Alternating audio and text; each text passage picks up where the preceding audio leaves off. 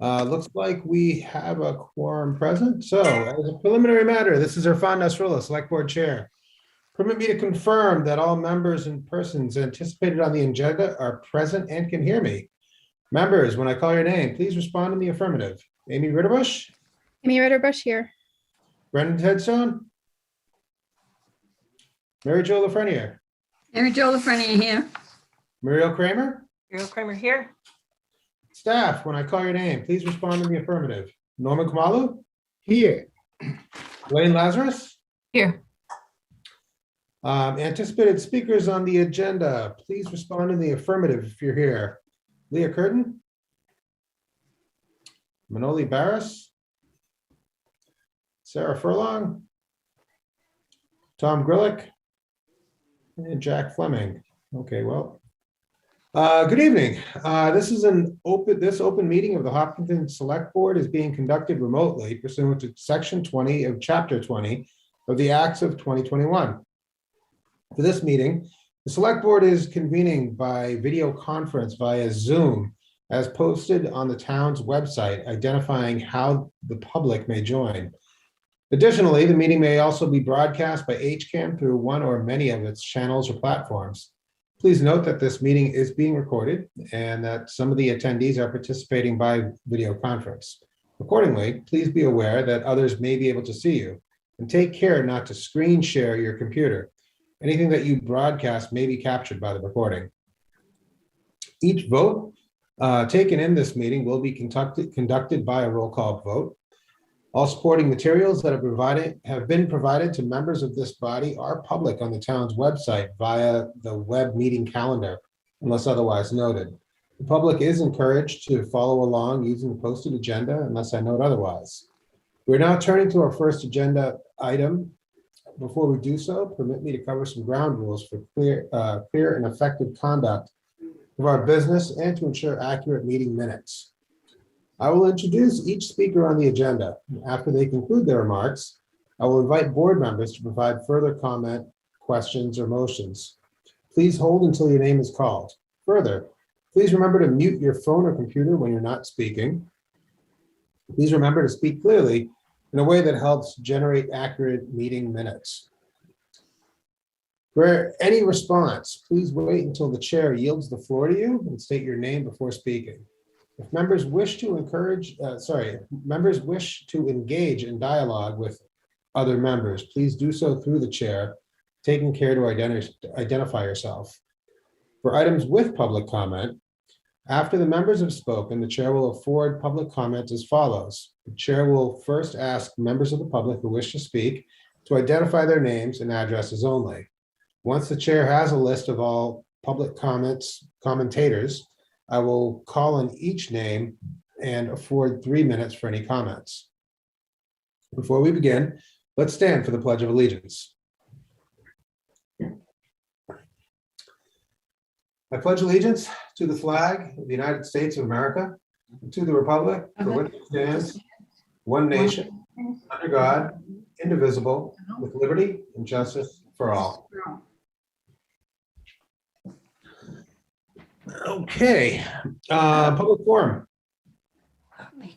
Is there any member of the public who wishes to speak? If so, please use the raise hand feature of Zoom. And when called upon, identify yourself by name and address first. I do not see anyone with their hand raised. No.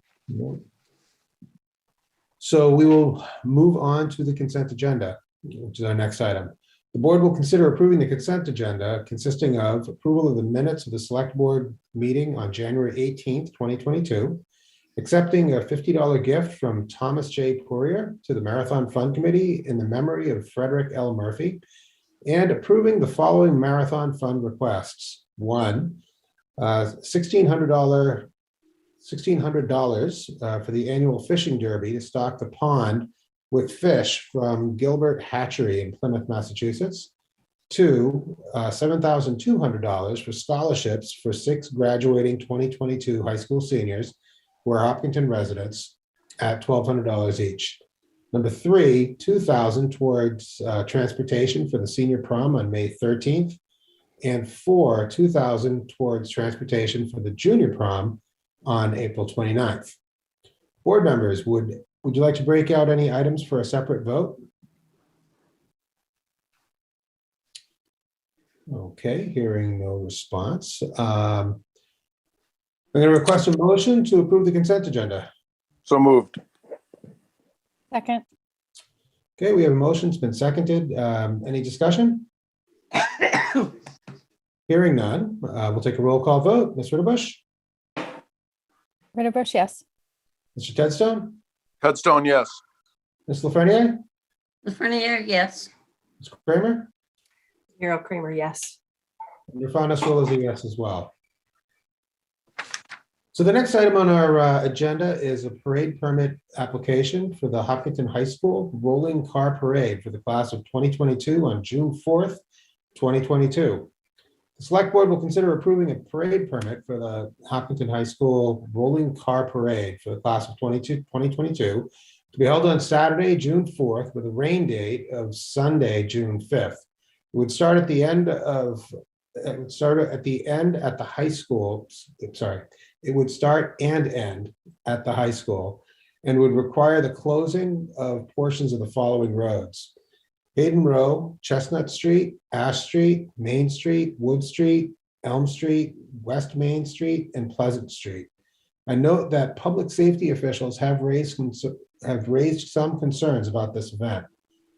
Would the applicant's representatives please describe the application? Do we have someone for this application present? Yes, that would be us. I am the president of the class 2022, and Sarah here is the vice president. So just a quick briefing. So we've had this parade for the past 2 years. It's brought a lot of spirit to the classes before us, being the years of COVID, finding class unity during this time is really tough. So the parade has been found to, kind of increase that. And it's been a really fun event that, a lot of the town is able to bond around and kind of rally around. A little bit about those Principal Evan Bishop, those concerns. And, we kind of discussed the couple things, right? The town has had other events like this in the past, and we haven't seen any problems. And we were also wondering how, the town deals with those type of issues, if there was any issues, with the Timlin race and, this race in the past, like how they went about doing that stuff. But, from our end, we think that, it's really needed for our class, and we think it's awesome, and we'd really like to get it. This is all.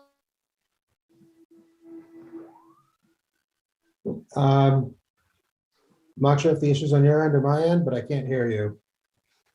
No, it's on Likely there. our end. You hear us now? Yep, I can hear you now. There we go. This is one of the only family events that the entire family can come to. A lot of senior activities, only one parent or two parents can go to.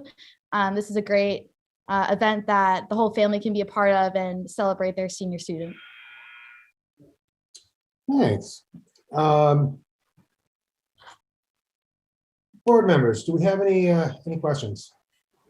So through the chair, I know that the first year that this went on, it was a wonderful experience. And the reason I feel it was such a wonderful experience is it was new and it was refreshing, and it was a time for the town to come out and show their support for the town during COVID, which was a terrible, the pandemic just basically shut everything down.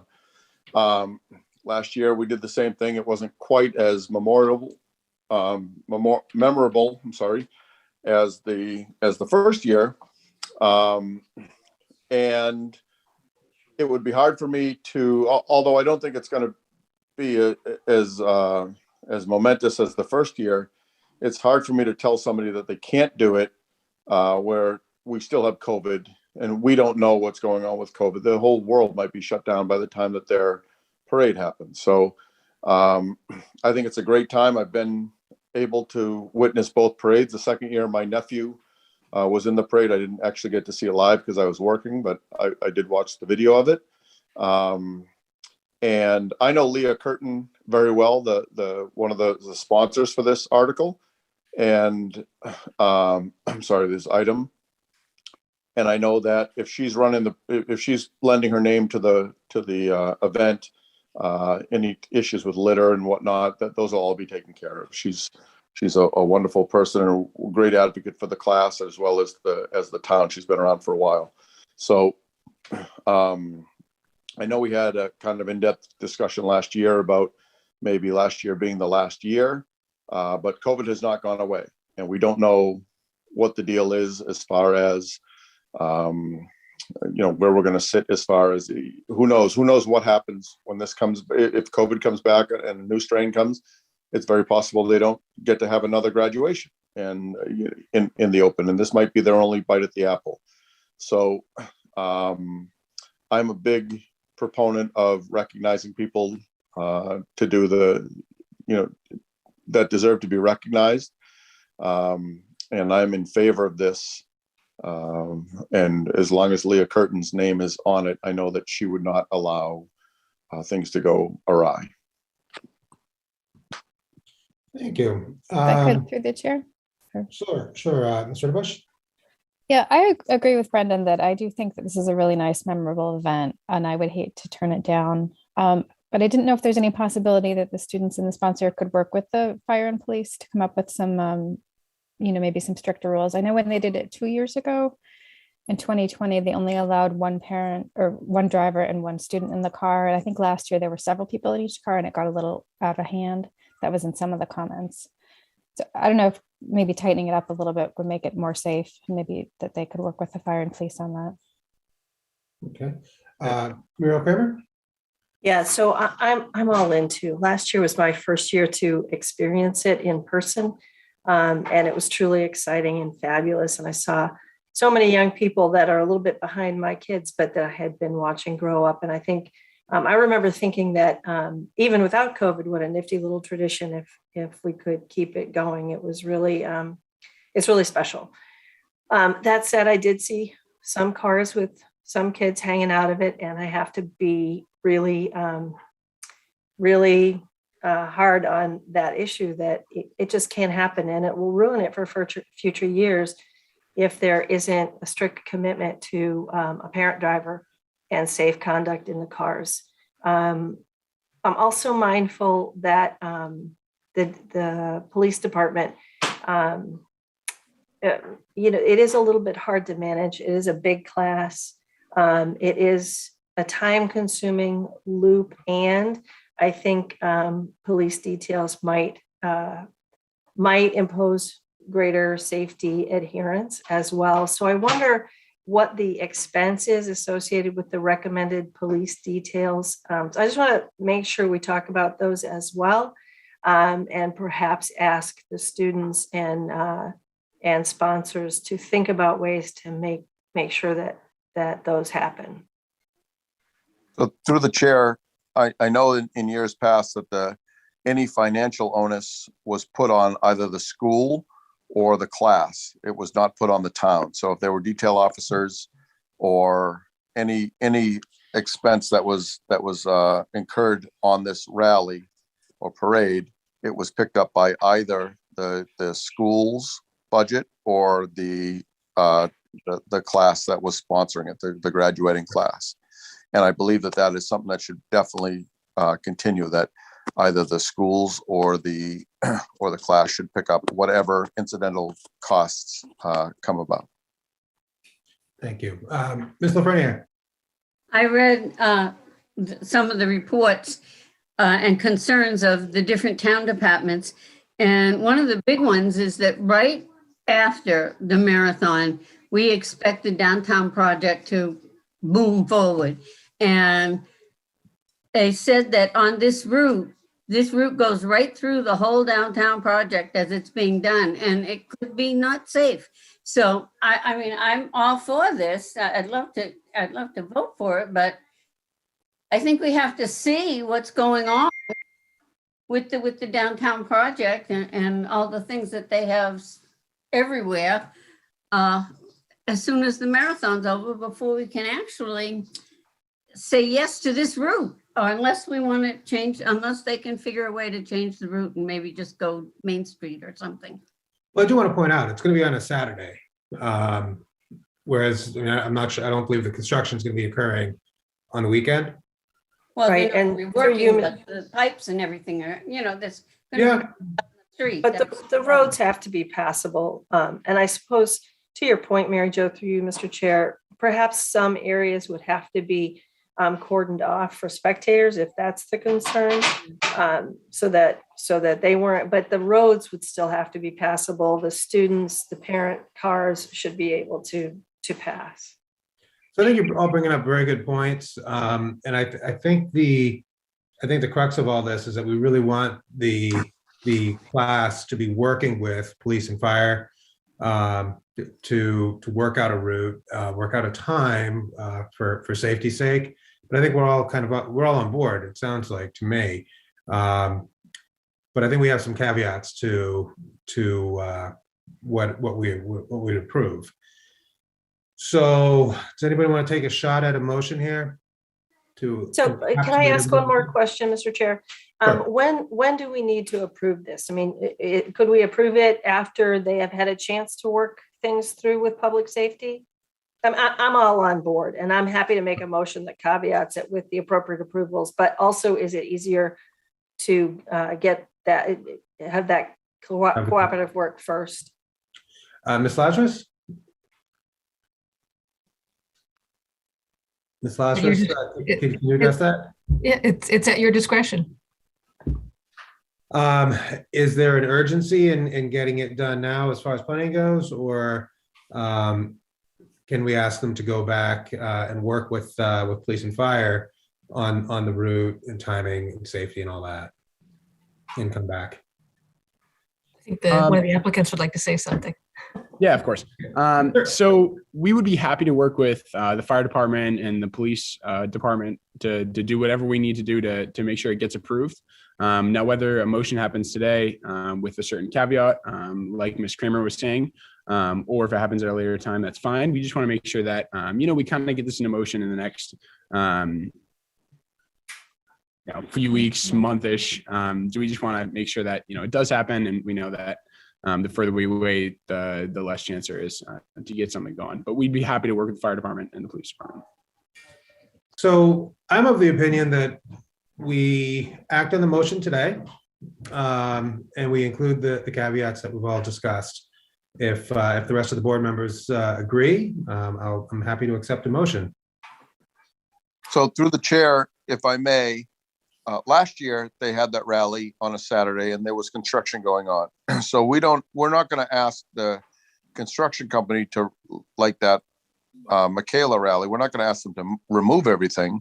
We just want to make sure that the roads are passable, and those roads are passable even during construction. It might not be as swiftly as normal, but they're very passable. They have police officers that make sure. So even if they're working that day, they're still passable. And it was the same last year, where I don't believe that they were working last year, but if they were working on that Saturday, they were still passable. So it's not like this is the first year of construction where this is new to the town. So I believe the roads are going to be passable, whether they do it, that parade is Saturday at noon, Monday at 8:30 in the morning, or Friday at 4 in the afternoon. I believe the roads are still required to be open. And I don't believe that there is an inherent public risk if people want to come out with their strollers or their siblings or their parents and watch the thing go by. I don't believe there is an inherent risk on the public. If there is, we wouldn't allow those roads to be open regardless. So Right. I have no problems approving this request as requested. I'm happy to make a motion if it's helpful. Sure. I move that we approve the necessary parade permit for the senior class commencement celebration, pending the approval of the fire department and the police department and the DPW with the class and the class sponsors on the arrangements. I would second that. Should we add, it's probably a given, if they had to change the time or day or the route, they would need to come back, but that otherwise, I don't think that has to be in the motion. I think that would be the case, right? If they were to change the time. Yeah, I think so. Okay, so I would second that. And can we also add the caveat that Mr. Tedstone had added about the cost associated would be absorbed by the class or the school?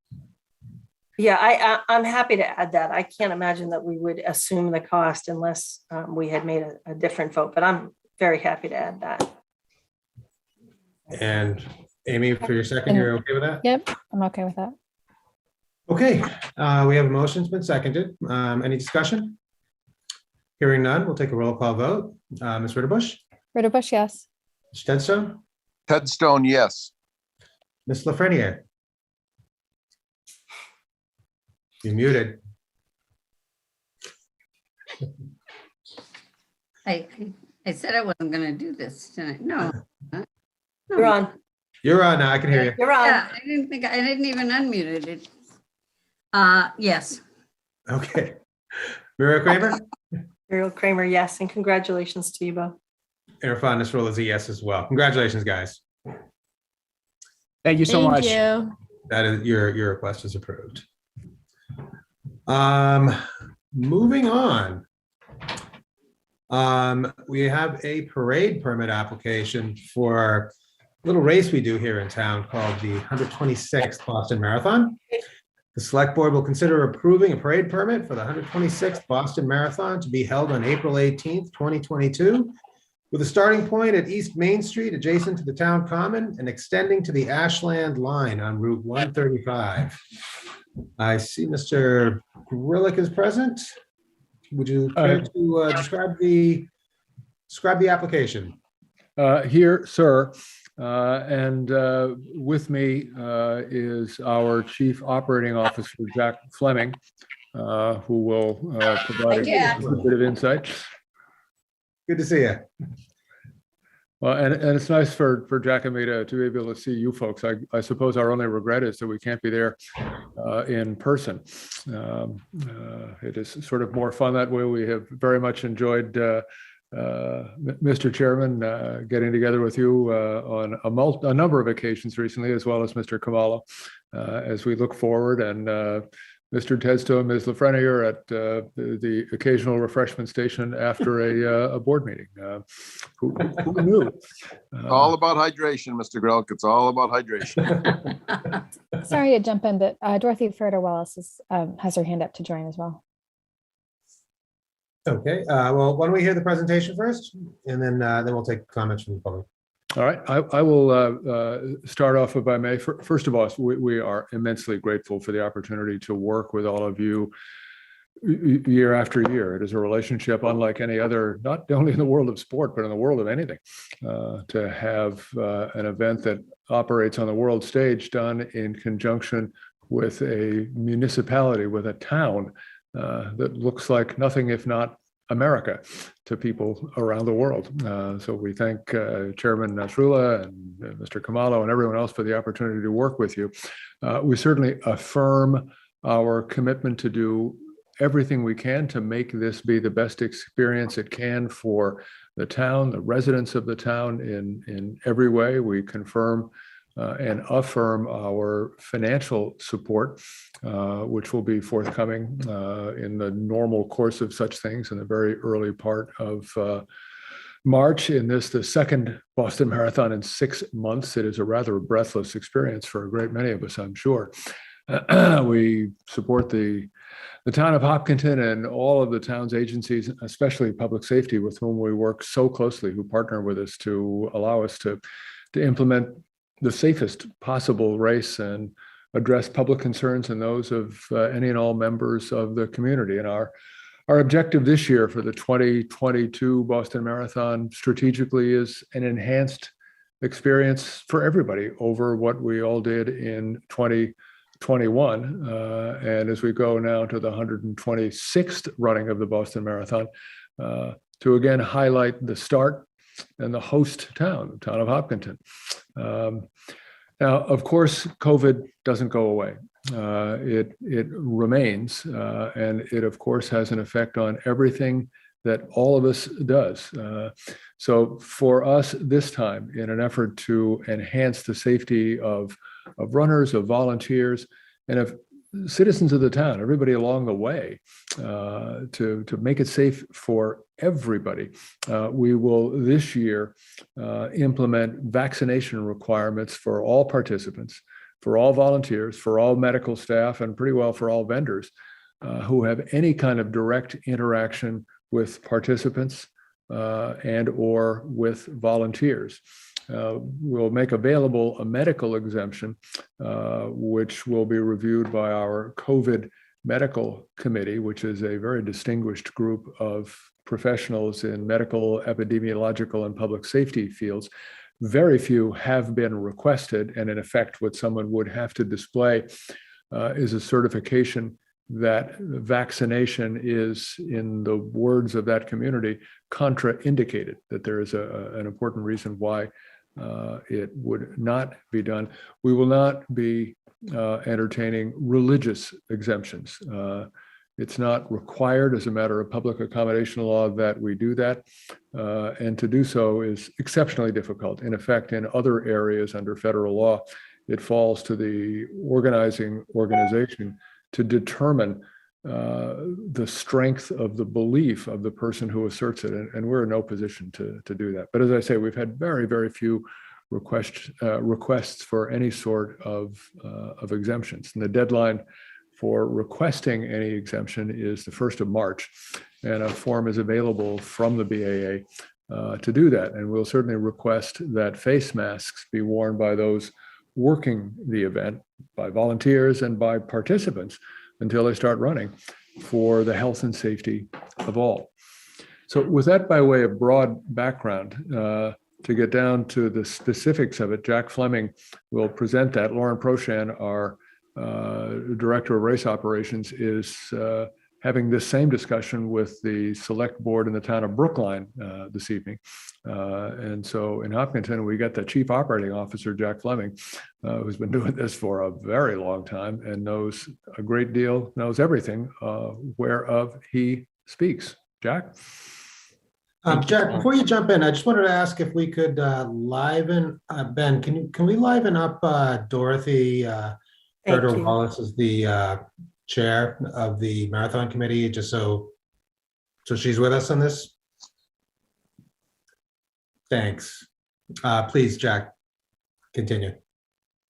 Thank you. Welcome, Dottie, and I'll leave a couple of minutes towards the conclusion of my remarks if you'd like to add some of your own. Thanks for the opportunity, especially seems like we're a little bit earlier than past year. So thanks for the invitation to participate in very early February, 75 days today, in fact, until the 126th Boston Marathon. So with tonight's meeting, we do formally request the permission to organize in partnership with the town of Hopkinton as the host to the start, knowing that our plans are continuing to take shape and develop, and working with all of the departments and agencies who are so enthusiastic at our planning meetings. As Tom said, our operational objective really is to restore the marathon race to approaching that pre-pandemic level while maintaining the safest event feasible and practical for all involved. And so Tom mentioned Lauren being in Brookline down the course. We are also trying to and will be consistent in each of those 8 cities and towns, beginning with Hopkinton and all the way to Boston. So that is our organizational challenge, but to put it in the big picture. We do have a multiple year approach to this full restoration. So even though we're 75 days away from the next one, we will be there more fully again in 2023. Some highlights from this year, though, focusing on the race, a field size of 30,000 as compared to 2/3 of that, which we had just a few months ago in October. Something to look for is that this is the 50th anniversary of the women's division officially incorporated into the race. So 1972 was the first year in which women were officially allowed. They were participating prior to that. We know the Bobby Gibbs story from 66, 67, 68, 69, 70, 71, but it was not until 72 that the division was made official by the AAU, and the Boston Marathon was first in line to institute that. So that will be a big celebration, cause for celebration. We're strengthening our commitment to the para divisions and adaptive programs, which we talked about when we were presenting back in the fall. Look for this year's men's and women's professional races to be the fastest ever in Boston Marathon history.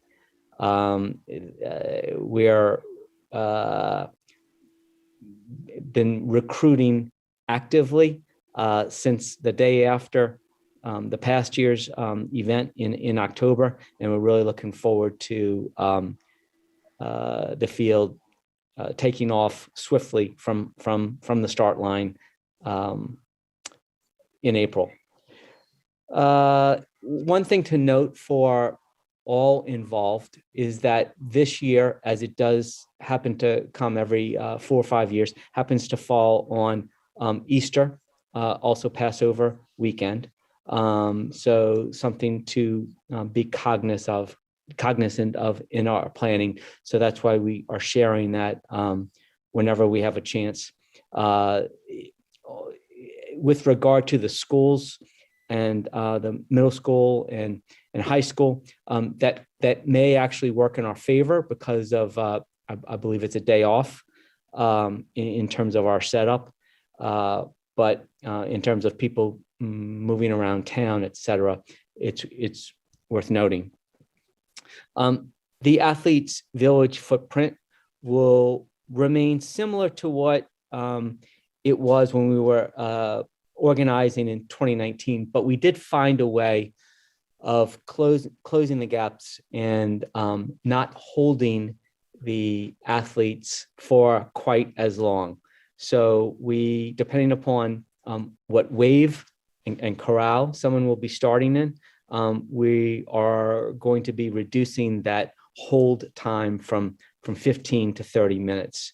And it's been great to partner with Hopkinton's departments, who have really asked us to try to minimize the effect and try to streamline and be more efficient in what we do. Talking about overall impact of the event, and with under the umbrella of it's still coming out of the pandemic times, we've asked our charity programs to also cooperate with us again and fall in with our overall planning, transportation program, staging programs.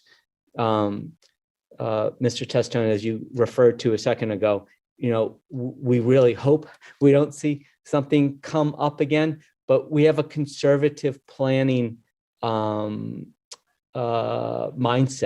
for the Boston Marathon, just in case we do need to rally a little bit, or we've built in some flexibility. And this is an area that it plays out by asking everyone to fall into our one planning, as opposed to having here, there, all over different areas. We can track them better. Cooperation from, as I said, police department, fire department, marathon planning group, public works, public schools, of course, the Hopkinton Marathon Committee, start committee has been fantastic, as always. We are, I think, to be 100% finalized, but the impact in the town will be from 6:30 a.m. when the roads close to reopening at 1 p.m. First start would occur at 9:30 a.m. And this would be the men's wheelchair division, with the first wave of lots of people at 10 a.m. So this is in line and consistent with what we did in 2019 and what was planned for 2020.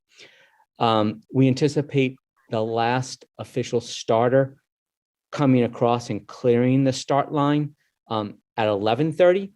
And by the time those individuals clear Hopkinton and enter Ashland will be about 12:11 in the afternoon. So 12:11 p.m. Out of Hopkinton as an order. Then, of course, clean up and gathering the gear and trash and putting the town back together again, hopefully better than we left it, occurs. So final plan to be shared with Hopkinton Police Department, Fire Department, Public Works, schools within the next 2 weeks as planning continues. We had considered perhaps not having the Athletes Village or staging at the high school, but in order to execute, we went back and forth, and we are asking for that, and we are in good dialogue with all on that. Again, similar to the final plan on the race operation, final plan on the staging with the public with the school system, also within 2 weeks. I'd mentioned the staging, which we would seek to begin the build on Thursday, the 14th. Friday is an off day. That's to our advantage. And we, couple of notes, are not using this, the center school, as you all know better than we know, because of it's just time to move out of there. And so thanks to you all, we are going to stage in a tent on the Hopkinton Common. So that's a little bit of a change, but will actually allow everybody to be together and closer to the start. We are finalizing our agreement with St. John's, as we used the facility last year for part of our para and adaptive athlete program. That worked out very well for the first time last year, so that will continue. Did not have something in 2021, but in speaking with Dottie maybe a couple of months ago now, just the request to bring back the start line bleachers and some VIP hospitality right near the start line on the common for Hopkinton VIPs and guests. That will occur this year. So, like I said, we were very conservative last year, but that was an important element and item and feature that we missed. So we're looking forward to another step in that direction.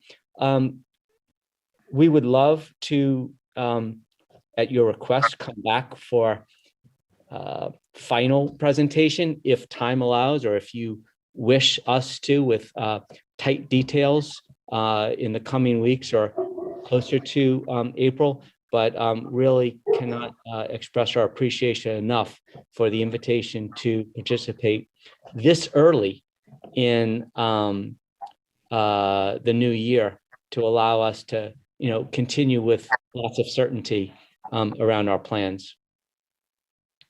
Dottie, did you want to share from your side?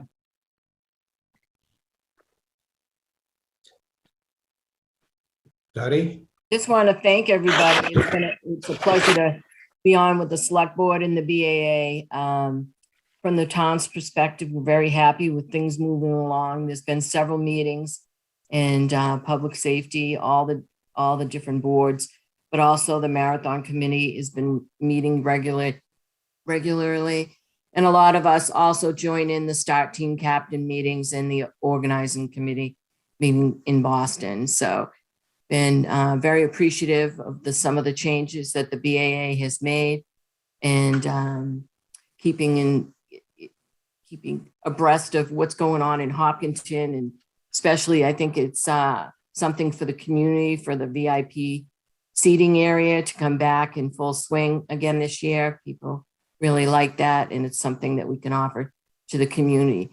I think the safety is a big issue, and I think the BAA has met with all the appropriate people, and we've been discussing a lot of things regarding the safety, which is ultimate as far as this race for the town. And we expect a great, successful start come April, and looking forward to a couple more meetings and then get everything in gear and have a great day come Patriots Day.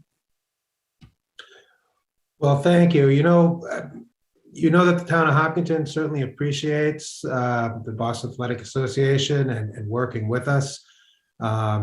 It's an honor to have the marathon here in our town every year. And I think I can't speak for the entire board, but I know that I would be welcoming you back with final details as we get closer to this. Board members, do you have any questions or comments? Through the chair, I do. So we have an absolutely, as far as I'm concerned, a perfect track record with the BAA, Mr. Grilk and Mr. Fleming. And I know that they are in very, very close communication with our fire chief, our police chief, and our town manager. I don't see any reason why we would even need to have any debate over approving this at face value. If I could ask through you, Mr. Chair, Mr. Kamalo's thought process on, is there anything that's lacking that they don't have here that they have in the past? And the only reason I'm asking is I think we can just kind of take care of this in one fell swoop and kind of get this behind us, knowing that, you know, with Chief Miller, Chief Bennett, Mr. Kamalu, who will direct his forces on the ground, as well as the BAA, Mr. Grilk and Mr. Fleming, it's just a brainless thing for us to approve this. There's no reason to have much conversation on it because they have such a perfect track record with us. So, Mr. Kamalu, is there anything, if I may, through you, Mr. Chair, Mr. Kamalu, is there anything in here that would raise an eyebrow that says we need to have them come back, or if we can just go ahead and approve everything in one fell swoop? And if they want to come back and kind of give us an update, they're more than welcome to, but I don't think we need to require them to. Through the chair, it's all up to the board. The advantage of having a future discussion is that it gives the public the opportunity to learn the finer details as we approach the event day. So I think you summed it up perfectly, Mr. Kamalu. I'm not looking to reapprove the race later on, but an update for the public to understand what's being planned. That's the only reason why I even said that I would welcome you to come back, just to hear how it's all going. Mary Jo, any questions or comments? No, I was listening to Brendan and I agree with him, and he was brought up a lot of town departments and the people that are involved, but he didn't mention the marathon committee. And having been a member of that or volunteer committee for 35 years, I just know the work that each individual on that committee does, and it is a lot of work, from collecting clothes to lunches to the housing people. It's amazing how much they do. And I just want to thank Dottie and that committee very much. Thank you. Amy Ridovich, do you have any comments or questions? Yeah, no, I think everyone else has really covered it. It's, I think the public appreciates hearing the update tonight and to see what's being planned for this year, but I don't really think I have any other comments. It sounds good to me. Sounds good. And Muriel Kramer, I saw you had your hand raised. Yeah, just adding my thanks and appreciation and gratitude as well to everyone involved, the Marathon Committee and the BAA, and everybody who contributes to making such a spectacular event happen year after year, and not for nothing twice in 1 year. So double kudos. It's a lot of work to get done in 1 year. Well said, well said. In that case, then I'm going to request a motion to approve the parade permit for the Boston Marathon on April 18th, 2022. So moved. So moved. Second. Okay, we have a motion that's been seconded. Any discussion? Hearing none, we'll take a roll call vote. Amy Ritterbush, Amy Ritterbush, yes. Brendan Tedstone, Mary Jo Lafreniere, Mary Jo Lafreniere, yes. Muriel Kramer, Muriel Kramer, yes. Brendan Tedstone, Sorry, Tedstone, yep. and your fondness rule is a yes as well. All right, we're looking forward. It's going to be great. It's going to be great. Thank you so much. Out of the park every year. Thank you. Thank you for your support. Means a lot. Thank you. Always. We are very grateful for the opportunity to interact with all of you, and just to pick up one more time on the marathon committee and the volunteer groups in Hopkinton. There is nothing like it in the world of marathoning anywhere else. You don't find that in New York, in London, in Chicago, in Berlin, and Tokyo. There's not the citizens group that drives it forward. So there are very few things in this world that are a singularity. This is one. Thank you very much. Fabric of the race. Tom, we consider those other marathons that you mentioned the JVs of marathon. They're also good. Yeah. Well, we like having you on our team here, so thank you very much. Thank you. Much appreciated. Thank you. Thank We'll see you. soon. All right. So the next item on our agenda is the 2023 consolidated budget submission, but that is actually going to be put on hold for a future meeting, which then brings us to the town manager's report. Yeah, in fact, Mr. Chair, what a tough act to follow coming after the BAA and the Boston Marathon. As a way of explanation to the public as well as to the rest of the board. I was very enthusiastic about coming to the select board tonight to report on a proposed FY23 budget that has been very carefully prepared over the past several months in collaboration with town departments, town boards, and town committees, as well as some members of the public. One of the most consequential factors in the proposed FY23 budget was that Eversource had not appealed the new taxes levied on the business personal property at their liquid natural gas facility. We considered that a reasonable, if somewhat unexpected, outcome. Since Eversource had acknowledged to us in writing that they are spending approximately $140 million on the recapitalization of the Wilson Street facility. With the February 1 tax appeal deadline, Eversource's inaction on tax appeals was a central factor in deciding that a $1 million contribution to the tax overlay account would be adequate in FY 2023.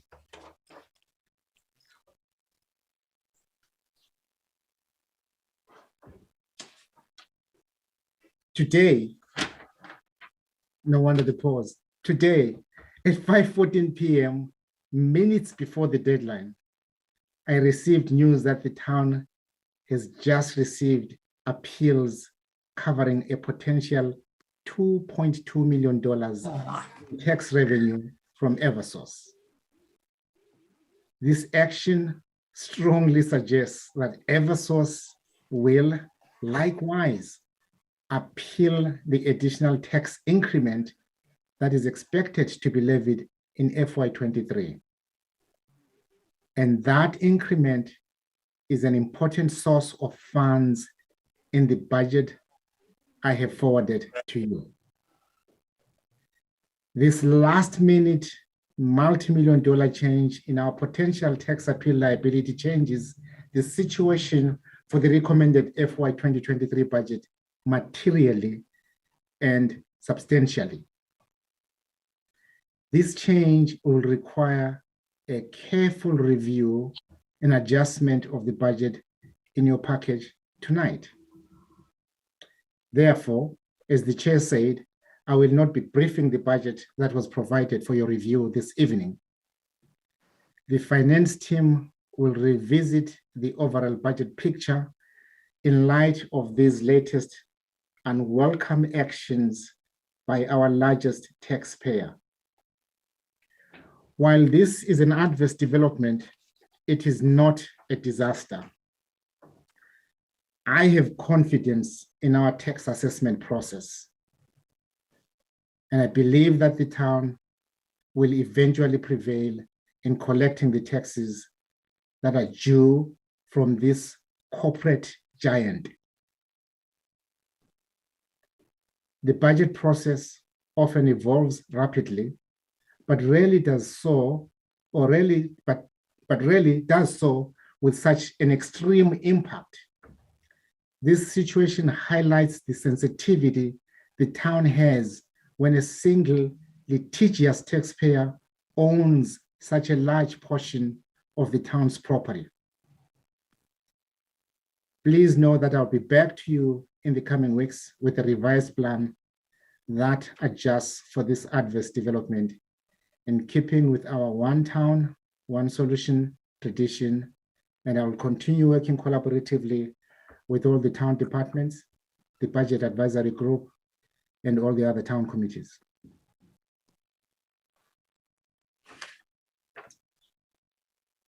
Thank you, Mr. Khumalo. It is certainly disappointing to learn this, particularly knowing how much work has how much work is involved in presenting this budget. To have it pulled out from under us at the last minute is disappointing. But as I'm sure, as always, Mr. Khumalo, you have a plan B. So we're looking forward to hearing it. Thank you. So continue. Yes, on a brighter note, more positive news. 45 minutes ago, or rather, sorry, about 1.5 hours ago, our negotiating team and the Lichen team reached a tentative agreement on a draft TIF agreement to be presented to the board at your next meeting. Fantastic. Yeah. Great. Okay. You have anything else for us in terms of updates? For now, it's back to the drawing board on the budget. Sorry, I'm sorry, Mr. Khumalo, but I know you can. I know you got a plan B, so I look forward to hearing it. All right, so that brings us to our next item, which would be liaison reports. Do board members have any liaison reports? Yeah. Go ahead, Mary Jo. All you. Yesterday I went to an MWRTA, I can go, we Zoomed it, but meeting. And one thing I did want to announce is that Ed Carr, the administrator, he's been the administrator for, I don't know, about 19 years or something, has tendered his resignation and retire as of June. So they are putting out the search for someone with, it would prefer someone with some kind of transit background for a new administrator. I also talked with the Cemetery Commission, and they are doing really well now that they have Linda on board, and they're not missing any members. And I did have some contact with the Green Committee, but I'm not ready as yet to make any announcement. Great. Thank you. Mr. Tedstone, sounded like you had something to share. Yep. So, although I don't know if this is considered a liaison or not, on the Veteran Celebration Committee, I have been part of for this is the 6th year. One of the people that is the most integral part of celebrating our veterans is Carolyn Dykema. Carolyn announced her resignation yesterday from being a state rep, and she put in 7 terms as a state rep, and she is the epitome of what, in my eyes, anybody as a politician should aspire to be. She is absolutely on the ball and rock solid when it comes to the veteran celebration committees. And as far as just any other issues that I've ever had to deal with her, although we sit on opposite ends of the political fence, she does a wonderful job bridging. She's not an extremist either way, right or left. And I think that she's absolutely everything that anybody that are in politics, from local to national politics, should aspire to be. She's a wonderful person, and we will sadly miss her as a state rep, and I will sadly miss working with her on the Veteran Celebration Committee. And wherever she winds up, where I think we know where she's going to wind up, is definitely a better corporation for them hiring her. But she's one of the, so I've been told without exception that I am not to, by my wife, that I'm not supposed to bring my wife into these conversations.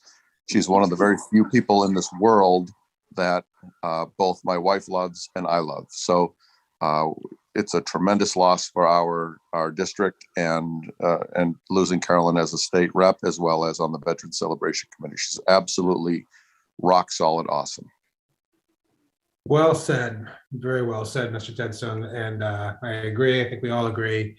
She's going to be sorely missed, and it's a loss for our district, but certainly a gain for her future employer. Muriel Kramer. Yeah, I just kind of wanted to add my words of thanks too. I think that we have been so well and professionally and ably served by Representative Dykema. We certainly will miss her. She has really established sort of the gold standard, I think, for anybody who follows and tries to fill her pumps. And we really do wish her well. We'll miss her, but we wish her well in her future endeavors. It's pretty exciting to think about. I think she's probably following her personal passions with this next step, and I think that that's a wonderful thing. So. I agree. Well, she certainly will be missed. She sure will. Yeah, I would just like to echo what everyone else said. You know, Carolyn really will be missed. She's done a great job for the district and has big shoes to fill. So I don't even know what the process is for the replacement, if we just have to wait till the fall election. But I think. Oh, go ahead. Do you know? I just through you, Mr. Chair. I think we don't know. I think it's up to the leadership at the state to decide what the next steps are. Yeah. So the next step would be the speaker would have to determine if he wants to have a special election to replace her until the next election in November. And if they do not, then it would stay vacant until the election comes in November. I guess it's the same as any other member of our boards that get off, that we would appoint somebody until the next election. So that's the policy there. I've looked into it. Okay, thank you. And then I did want to acknowledge today is the Lunar New Year celebration and wish everyone well. There will be a Zoom on Saturday for the public if they would like to attend, and hopefully in person in the future years. And also acknowledge that it is the first day of Black History Month, and the Hopkinton Library has a list of resources and materials for residents who want to learn more. Thank you very much for that. And a little more on the liaison report, path. We do have a Upper Charles Trail Committee meeting tomorrow at 5, and just wanted to encourage the public to go check it out. Moving on, future board agenda items. Do any board members have any future agenda items? Well, in that case, Ms. Ritterbush, would you like to make a motion? I will make a motion to adjourn. Second. All right, we have a motion's been seconded. We're gonna take a roll call vote. Sorry, any discussion on that? No? Okay, roll call Oh, vote. can I just add, I was going to add something I just for wanted to the get it done public. by 7. Sorry. Oh, sorry. No, Um, go ahead. I was just going to say, even though we didn't get to hear the budget tonight because it's going to have to be reworked, I wanted to bring to the public's attention that the original proposed budget is in the packet if anyone wants to read through it. It's a lot of great information. And Absolutely. anyway, but no other comment. All right. So All right, we'll take a roll call vote. Amy Ritterbush, Rhoda Bush, yes. Brenda Tedstone, Headstone, yes, sir. Mary Jo Lafreniere, Yes. Muriel Kramer, Kramer, yes. and Urfanis Rule is a yes as well. Thank you all. Good night. Night.